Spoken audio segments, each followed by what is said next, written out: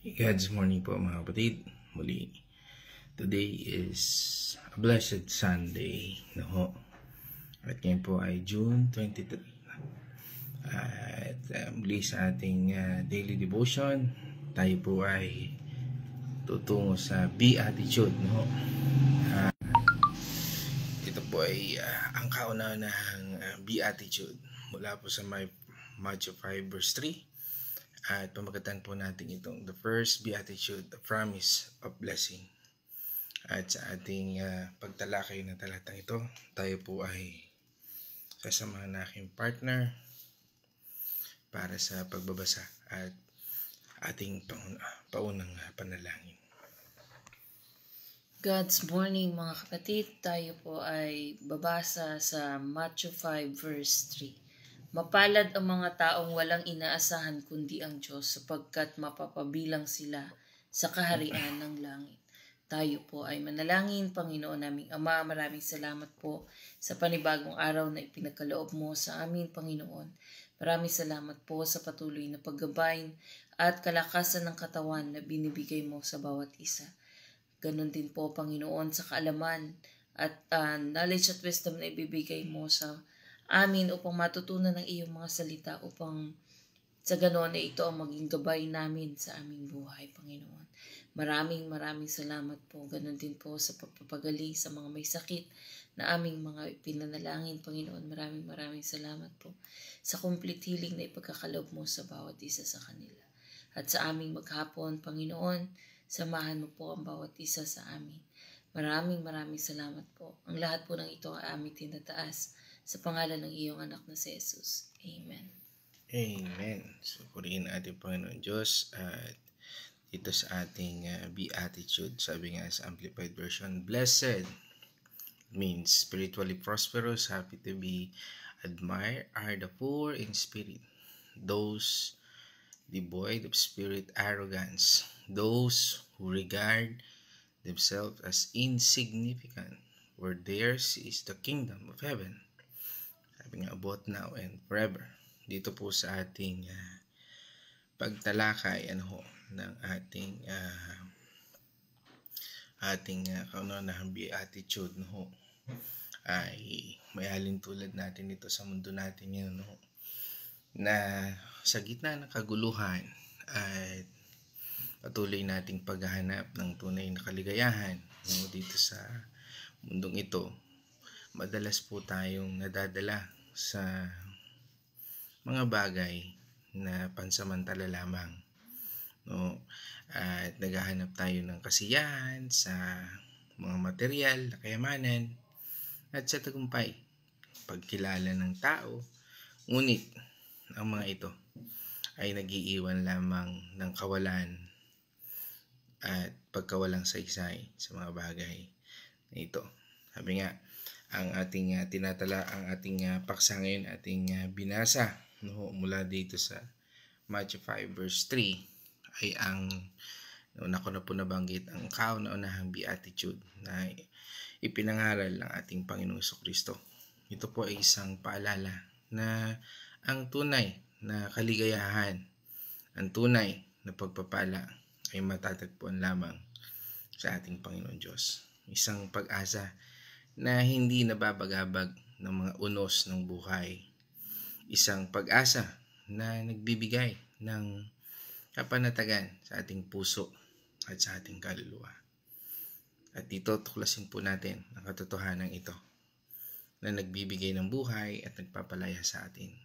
Dito po sa ating binasang talata mula po sa Matthew 5:3 ay sabi nga po ito ay bahagi ng Mount Sermon ng ating Panginoon Jesucristo. Ito ay ang pinakatanyag na pagpapahayag ng salita ng Panginoon Diyos sa kasaysayan ng Biblia.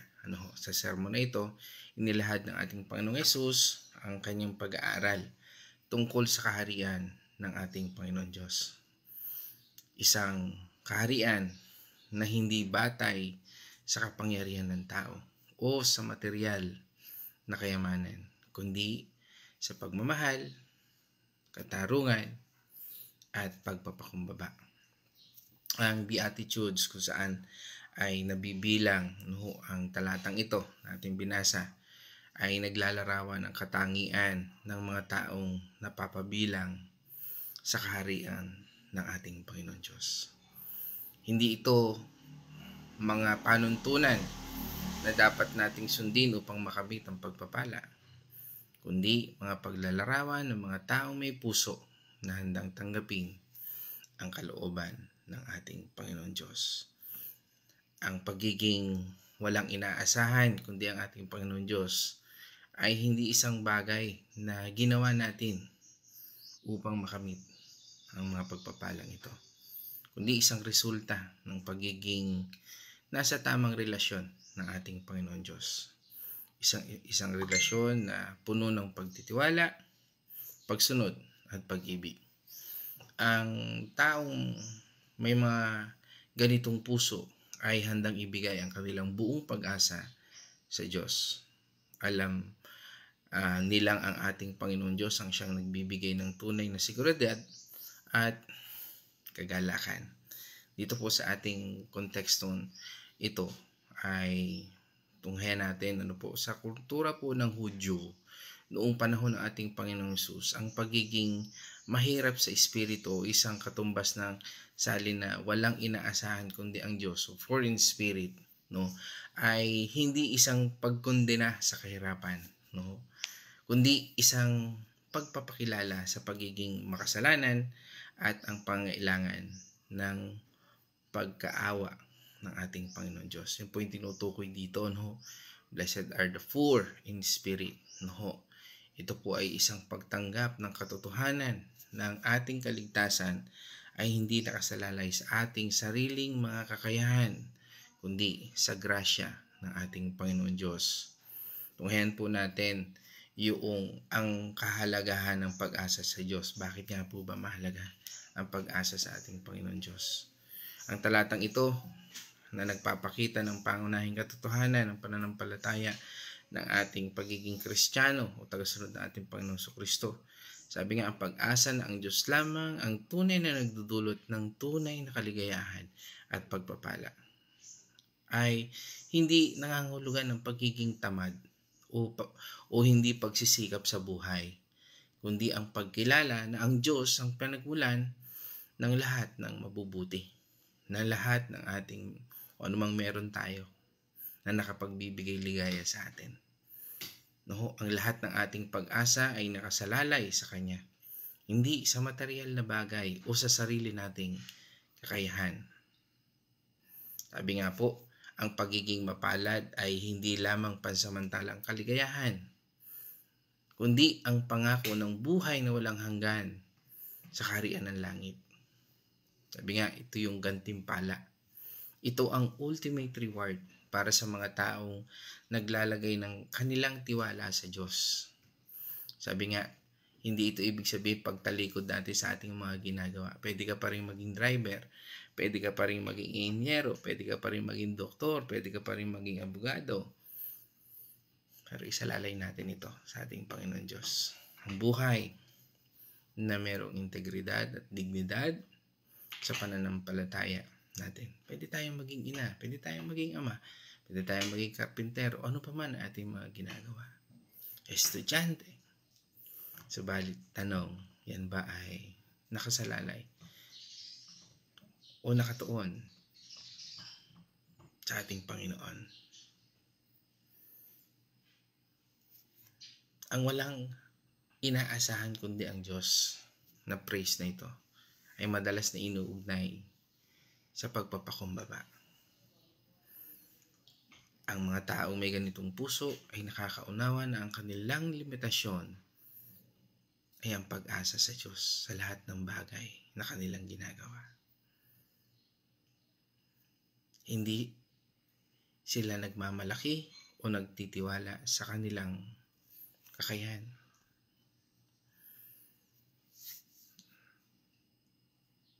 Sabi nga, unang bagay na meron ang mga taong ito o unang bagay na dapat na meron tayo bilang mga tagasunod natin Panginoon Kristo,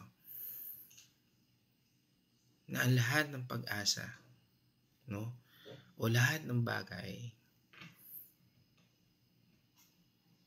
na ito ay ang pag-asa na ang Diyos ang siyang nagbigay at tayo ang siyang dapat mangalaga para sa kanyang kapurihan ng anumang bagay na meron tayo. Pamilya, talento, mga material na bagay sa ating buhay. At sa talatang ito po ay isang panawagan sa atin na ilagay ang ating buong pag-asa sa Diyos sa lahat ng aspeto ng ating buhay, sa ating mga problema, sa ating mga pangangailangan, at sa ating kinabukasan. Sabi nga po sa atin ng Matthew 6:25 hanggang 34.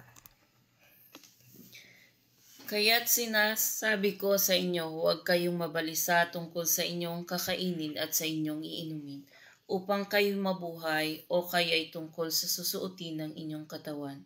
Hindi ba't ang buhay ay higit na mahalaga kaysa pagkain at ang katawan kaysa sa damit? 26. Masdan ninyo ang mga ibon. Hindi sila nagtatanim ni umaaniman o kaya'y nagtitipon sa kamalig. Ngunit pinapakain sila ng inyong Ama na nasa langit. Hindi ba't higit kayong mahalaga kaysa sa ibon? 27. Sino sa inyo ang makakapagpahaba ng kanyang buhay ng kahit isang oras sa pamamagitan ng kanyang pagkabalisa? 28. At bakit kayo nababalisa tungkol sa inyong pananamit? Isipin ninyo kung paano tumutubo ang mga bulaklak sa parang. Hindi sila nagtatrabaho ni gumagawa ng damit. 29. Ngunit sinasabi ko sa inyo, kahit si Solomon na napakayaman ay hindi nakapagdamit ng singgara ng isa sa mga bulaklak na ito. 30. Kung dinaramtan ng Diyos ang damo na sa parang na buhay ngayon ay kinabukasan igagatong sa kalan, kayo pa kaya kay liit ng inyong mga pananampalataya sa Kanya. 31. Kaya't huwag kayong mag-alala, baka kayo kapusin sa pagkain, inumin o damit. 32. Hindi ba't ang mga hintil ang nababahala tungkol sa mga bagay na iyan? Alam na ng inyong Ama na nasa langit ang kailangan ninyo sa lahat ng iyan. 33. Ngunit higit sa lahat ay pagsikapan ninyo na kayo pagharian ng Diyos at mamuhay ng ayon sa Kanyang kalooban, at ibibigay niya sa inyo ang lahat ng inyong pangangailangan. 34. Kaya nga, huwag ninyong ikabalisa ang para sa araw ng bukas, dahil ang bukas ang bahala sa sarili nito. Sapat na ang inyong mga suliranin sa bawat araw. Amen. Naku, ang Diyos bilang ating Ama ay nagmamalasakit. At sabi nga ay maglalaan ng ating mga pangangailangan kung ating uunahin ang kanyang kaharian. Sabi nga kahit nga ang buhay natin, no? Sabi nga kahit isang oras, kung madaragdagan ba natin ito, no? Kung tayo mag-aalala, hindi po ba? Tama. Kaya nga anumang bagay na ating dinaranas, mga pagsubok, mga ating mga pinagdaraanan, sakit, karamdaman, pagkatiwala po natin sa ating Panginoon. Magtiwala po tayo sa Kanya. At tayo bilang mga mananampalataya ng ating Panginoong Hesus, huwag po natin laging hangarin ang mga material na bagay lamang sa ating buhay. Sabi nga, hayaan natin at darating ang mga bagay na yan. Dahil ito po ay nangangahulugan ng kung tayo ay patuloy na umaasa sa ating Panginoon, ito po ay pagtalikod natin sa pagiging materialism. Again, mga bagay na ito ay mahalaga rin sa ating buhay. Pero kung tayo ay mas pinahahalagahan natin ang mga ito kaysa sa ating Panginoon Diyos, yan po ay tinatawag na materialism. O nagiging materialismo tayo sa mga bagay. Hindi natin dapat ilagay ang ating kaligayahan sa mga material na bagay dahil ito ay pansamantala lamang. Sabi nga, tulad ng cellphone, ano ba ang pinaka modernong cellphone ngayon? iPhone, ano ba? Hindi ako si iPhone fanatic yan, no? iPhone 16 po ba o whatsoever. no? Lilipas din po yan. Pagdating ng taon, umaaring ng buwan, lilipas din po yan. O maaring sasakyan, maaring bahay. Sabi nga, ito po ay mga bagay na hindi natin napanghahawakan, kundi ang pananampalataya natin sa ating Panginoon. Kaya nga pinaalala rin sa atin ng ating Panginoon sa Kristo sa Matthew 16 verse 26. Sapagkat ano ba ang napapala ng isang tao makamtan man niya ang buong daigdig, ngunit mapapahamak ang kanyang sarili? Ano ba ang maibabayad ng isang tao para mabawi ang kanyang buhay? Amen. Sabi nga, maaaring makuha natin ang lahat ng bagay dito sa mundong ito at we lose our soul. No, isang malinaw na babala laban sa paghahabol sa mga material na kayamanan. Sa halip na espiritual na kaligtasan, ang buhay na walang hanggan ay mas mahalaga kaysa sa anumang material na bagay. Kaya nga po dito sa ating buhay, napakahalaga po ng pagpapakumbaba at pagpapasakop sa ating Panginoon Diyos sa lahat ng oras at panahon ng ating buhay. Ano man ang season ng ating buhay. Ano nga ba ang season meron ka ngayon? Maaring ang season ba ng pag-aalala, season ng anxiety, stress, season ng sakit, o ano pa mga season, o season ng kaligayahan, o season ng mga pagpapala sa ating buhay. Mga pagpapalang material na kumisan ay nagdudulot sa atin ng salitang I'm busy pagdating sa Panginoon. I'm busy. Hindi muna ako makaka-attend.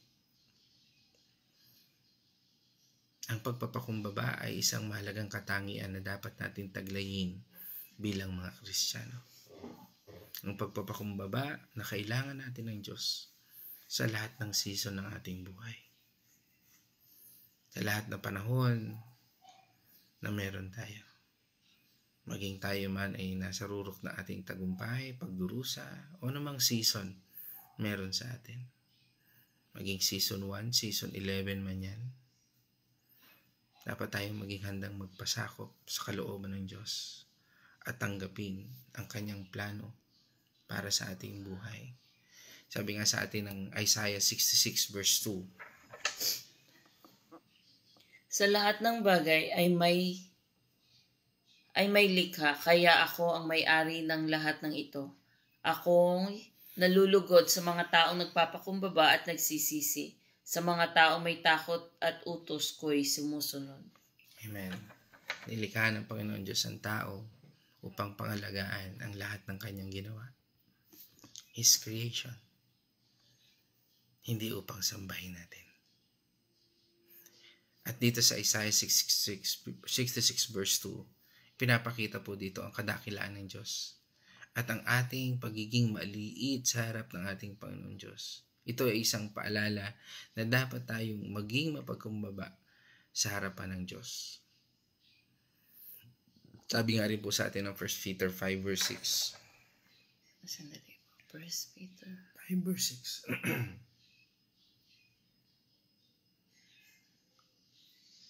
Kaya nga pasakop kayo sa kapangyarihan ng Diyos at dadakilain niya kayo pagdating ng takdang panahon. Amen. Ang pagpakumbaba ay hindi isang tanda ng kahinaan, kundi ang isang hakbang tungo sa pagpapataas ng ating buhay sa biyaya ng ating Panginoon Diyos. Ito ay isang pagtitiwala na ang Diyos ay patuloy na mag-aalaga at mag-aangat sa atin sa tamang panahon. Mga kapatid, hanggang dito na lamang po tayo sa ating pagtatapos, no? Sa ating paglalakbay bilang sa ating devotion na ito, no? Sa ating pagsunod sa ating Panginoong Kristo. Madalas tayong nahaharap sa mga tukso ng mundong ito.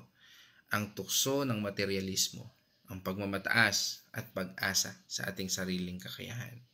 Ngunit mga kapatid, ang salita ng Diyos, gaya ng ating tinalakay, ay nagbibigay sa atin ng liwanag at gabay upang mapagtagumpayan ang anumang mga bagay sa mundong ito. Mga tukso sa mundong ito. Ang pag-asa sa Diyos sa lahat ng bagay ay hindi isang tanda ng kahinaan, kundi ng lakas. Ang lakas na nagmumula sa kanyang walang hanggang pag-ibig at pangangalaga sa atin. Ang pagtalikod natin sa materialismo ay hindi pagtanggi sa mga biyaya ng ating Panginoon Diyos, kundi ang pagkilala na ang tunay na kayamanan ay ang relasyon natin sa Kanya at ang buhay na walang hanggan. Parang kung tatanungin natin ang ating buhay, kung ano meron tayo, nandyan ba yung Diyos? Nabibigyan ba natin siya ng papuri? Nabibigyan ba natin siya ng kalukuran? At ang pagpapakumbaba at pagpapasakop sa kalooban ng ating Panginoon Diyos ay hindi pagkawala ng identity natin, kundi ang pagtanggap ng plano ng Diyos para sa ating buhay. Isang plano na puno ng pag-asa, kapayapaan, at kagalakan. Mga kapatid, naway ang mga aral na ito ay nagbigay sa atin ng inspirasyon na mabuhay na isang buhay na nakatuon sa ating Panginoon Diyos. Isang buhay na puno ng pag-ibig at pagpapakumbaba at pagtitiwala sa Kanyang walang hanggang pagpapala o sa pagpapala ng ating Panginoon Diyos. Naway maging saksi tayo ng Kanyang pag-ibig sa mundong ito na nagpapakita ng Kanyang liwanag sa lahat ng ating mga ginagawa. Hindi tayo nag-iisa sa ating paglalakbay. Ang Diyos ay laging kasama natin, nagbibigay ng lakas at gabay. Tayo po'y magpatuloy sa pagsunod sa kalooban ng ating Panginoon Diyos at tanggapin ang Kanyang walang hanggang pagpapala. Purihin ang ating Panginoon Diyos, mga kapatid. At ngayon naman, nais kong ibigay ang ang natitirang minuto para sa aking partner. God's morning, mga kapatid. Ito pong napag-aralan natin ito ay napapanahon sapagkat ngayon po ang iba ang inaasahan nila ay ang kanilang sarili. Wala nang ibang magaling kundi sarili nila. Hindi na nila na-appreciate yung mga ginagawa ng ating Panginoon. Ang sarili na lang nila ang kanilang nakikita. Ang lahat po ng ito, kagaya ng mga nabasa natin kanina, mga verses, ay ibinigay sa atin ng Panginoon. Yung mga halaman, hindi sila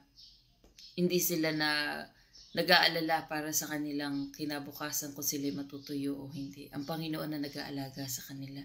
Ang mga ibon, hindi nila naalintana ang susunod na bukas kung may kakainin sila.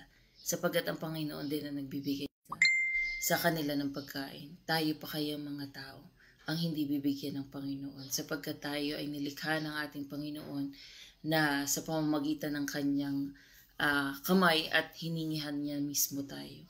Samantalang yung mga nasa paligid natin na nabanggit kanina ay nilikha sila sa pamamagitan lang ng salita. Mas importante tayo sa ating Panginoon. Kaya ibigay din natin sa Kanya ang kaimportansyang ito. Mapasakop tayo sa Panginoon at magpakumbaba tayo. Sapagkat ang Panginoon ang lumikha sa atin. Ang Panginoon na nagbigay ng buhay sa atin. Ang Panginoon din ang magbibigay sa atin ng solusyon kung ano man ang mga pinagdadaanan natin. Ipagkatiwala natin sa Panginoon lahat ng ating mga suliranin ngayon at sa darating na bukas. Sapagkat sabi nga ng Panginoon ay hindi siya nagbabago noon, ngayon at bukas. Kung ano man siya noon sa ating buhay, noong tayo ay makasalanan pa, ganon din siya sa buhay natin ngayon na tayo ay nasa ating Panginoon na. Tayo ay manalig sa Kanyang presensya, hindi yung sa sarili nating kaalaman. Tayo po, mga tao, ay mas, sabi nga doon sa unang verse na binasa natin, mapalad tayong mga taong walang inaasahan kundi ang Panginoon, sapagkat mapapabilang tayo sa kaharian ng langit. Yun po ang ating magiging goal. Tayo ay mapakabilang sa kaharian ng langit. Kaya pasakop po tayo sa ating Panginoon. Ibahagi din po natin sa iba ang ating mga natututunan dito. Sapagkat itong mga natututunan natin ito ay napaka-importante po na ating maalala sa mga at sa mga kakaharapin pa natin.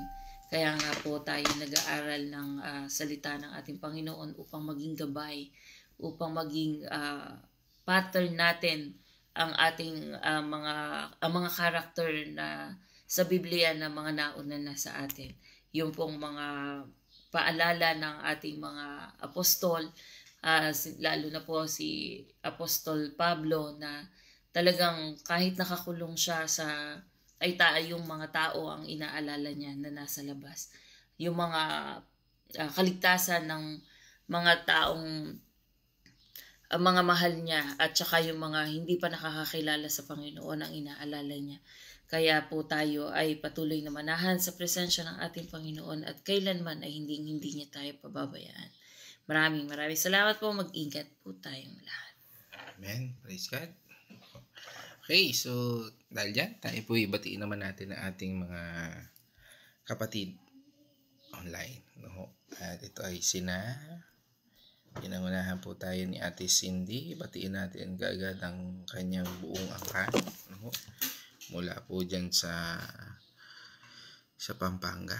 No? At sinundan tayo ni Ihana Faith. Yan, Patual. No? Ang maglola, si Naywini Patual at Ihana. No? At dahil dyan, no? Shoutout tayo, no, sa buong angka ng Patual at dalangin dyan sa Villa Escudero. Kasama rin natin si Nay Marta, yan, dyan sa Bulaking Chaong, no, at syempre kasama rin po natin si Pastora Fe, no, at batiin na rin natin ang buong angka ng Andal Artillaga ngayong umagang ito. At syempre, kasama rin natin si Dr. Julia C.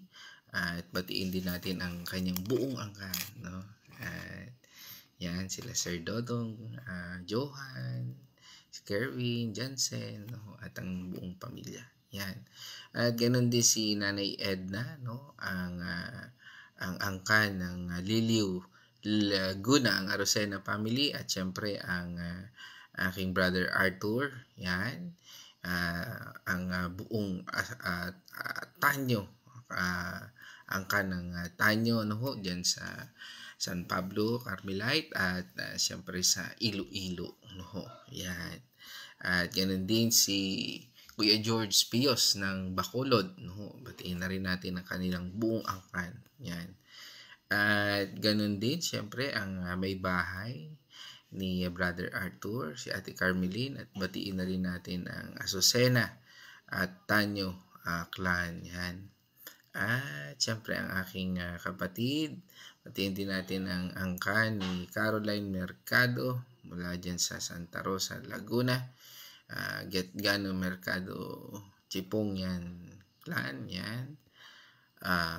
Okay. At syempre ang ating man in uniform, no? Ang ating si Sir Dennis Pandinyo, at batiin natin ang buong clan ng Pandinyo Cornista, no? At ang buong kapulisan natin, no? Din sa ating lugar. At patuloy pong ingatan, ano, ang ating mga kapatid na magigiting na pulis sa pagtugon sa kanilang tungkulin. Yan. At yan, prayer request din po kay Kuya Chris. Yan, lubos na kagalingan. Yan. At pagbati rin natin sa buong clan, no, na welcome back nga pala, no, sa Andaya family. Yan, kila Sister Malu at kila lahat ng mga balikbayan na kasama ngayon din ni Pastora Pe. At yan, nila Sister Abby, nila Sister Michelle, at nila Brother Mark ng De Los Santos family, no? At welcome back at purihin ang Diyos. Enjoy your vacation. Ganun din, batiin na rin natin ang buong clan ng aking pinsan, ang si Ate Judith Brigule Chua at Getgano. Yan, ang buong clan na yan. Yan, purihin ang ating Panginoon Diyos. At sabi nga, dito, comment ni Caroline, it's realizing that no good work, talent, or strength can save us. On His grace can... Ito, dali. Putol, masyado kasing mahaba. Ayan. And this kind of spiritual limiting opens the door to the kingdom of heaven. In the world that value independence and pride, Jesus invites us into different ways. Surrender. When we come to Him with nothing to offer but our hearts, He fills us with everything we need. Tunay naman po, no? Amen tayo dyan. No, ang Diyos lamang ang makapagbibigay ng kasapatan, kaligayahan sa ating buhay. Purihin ating Panginoon Diyos, mga kapatid. At dahil yan, tayo po ay manalangin. Let's all pray. O maraming Diyos na makapangyarihan, kami po ay nagpapasalamat sa iyong kabutihan at sa iyong pagtuturo, Panginoon, ng unang beatitude. Blessed are those who are poor in the Spirit, O Lord. Muli kami po ay nagpapasalamat sa lahat ng ito, sa lahat ng pagpapala at pagkakaloob mo, Panginoon, ng spiritual na pangangailangan ng bawat isa. Lord, kami rin po ay dumadalangin ng pasasalamat for your divine protection, divine healing, divine provision, at patuloy, Panginoon, na pag-iingat sa bawat isa sa amin. Again, O God, we thank you and we praise you sa lahat ng ito. Ikaw lamang po aming pinupurit na sa lahat. And this I pray in the name of our Lord Jesus Christ. Amen. Mga kapatid, let us shout the shout of victory. Christ has died. Christ has risen. Christ will come again. And together, we are for Christ. Again, God's morning, everyone.